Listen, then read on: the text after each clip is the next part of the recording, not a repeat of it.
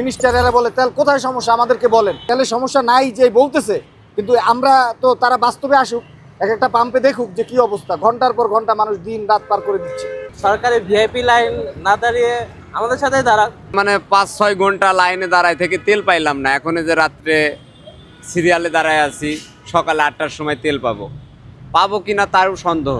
এখন আমরা চাই, তেলের দাম বাড়ছে, আমাদের যে সিন্ডিকেটটা আছে এই সিন্ডিকেট জন্য না থাকে একটা লিমিট, যেমন হচ্ছে 500 টাকার তেল পাই, আমাদের তেলের দাম বাড়ছে, এখন আমাদের ট্যাঙ্কি ফুল করে দিক, যার যতটুকু প্রয়োজন সে ততটুকু নিবে, যেন এভাবে আমাদের আর ভোগান্তি না হয়। সিরিয়াল দিতেছি অনেক। জীবন অবাক না করলে কে করবে? 28% মিল্ক ফ্যাটের অবাক করার সাথে ফ্রেশ মিল্ক পাউডার। জীবন অবাক করুক প্রতিদিন। মানে পরিশ্রম করতেছি। আমি আজকে সকাল 8টার সময় আমি সিরিয়াল দিয়েছি, এখন রাত বাজে প্রায় 11টা। এখন 7টার সময় তো তেল পাম্প বন্ধ হয়ে গেছে, আমি তেল পাইনি। আমাদের তো চাওয়া ভাই সরকারের পদক্ষেপ নিতে হবে এখনই।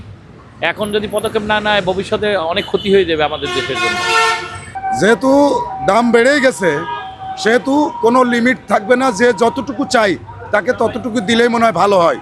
তো সব মিলিয়ে দেখা যাচ্ছে যে জনগণ আসলে তার দিক থেকে চাপে আছে। সকাল থেকেই তেলের দাম নাকি বাড়তি নেই। আমরা তো আসছি এখানে সকাল থেকে আমরা সিরিয়ালে ছিলাম, তেল পাই নাই। আসার আগেই তেল পাম্প বন্ধ হয়ে গেছে সন্ধ্যা 7টায়। সারাদিন যদি তেলের পাম্পে যায় তাহলে সরকার পক্ষ তাহলে কি করতেছে মানুষ? আমরা তো জনগণ, তাই না? এখন সরকারি লোক বলতেছে তারা মন্ত্রী মিনিস্টার সবাই শুনি তেলের কোনো সমস্যা নাই। এক একজন মন্ত্রী মিনিস্টারেরা বলে তেল কোথায় সমস্যা আমাদেরকে বলেন। আমরা এগুলো তো টিভিতে নিউজ দেখি। এক একজন মিনিস্টাররা বলে কোথায় তেলের সমস্যা নাই যে বলতেছে, কিন্তু আমরা তো তারা বাস্তবে আসুক, এক একটা পাম্পে দেখুক যে কি অবস্থা। ঘন্টার পর ঘন্টা মানুষ দিন রাত পার করে দিচ্ছে। সরকারি ভিআইপি লাইন না দাঁড়িয়ে আমাদের সাথে দাঁড়াক। আর তেল দাম বাড়িয়েছে সমস্যা নেই, কিন্তু সিরিয়ালটা যাতে ফুল কমপ্লিট মানে না নেই হয়ে যায়। জীবন অবাক না করলে কে করবে? 28% মিল্ক ফ্যাটের অবাক করার সাথে ফ্রেশ মিল্ক পাউডার। জীবন অবাক করুক প্রতিদিন।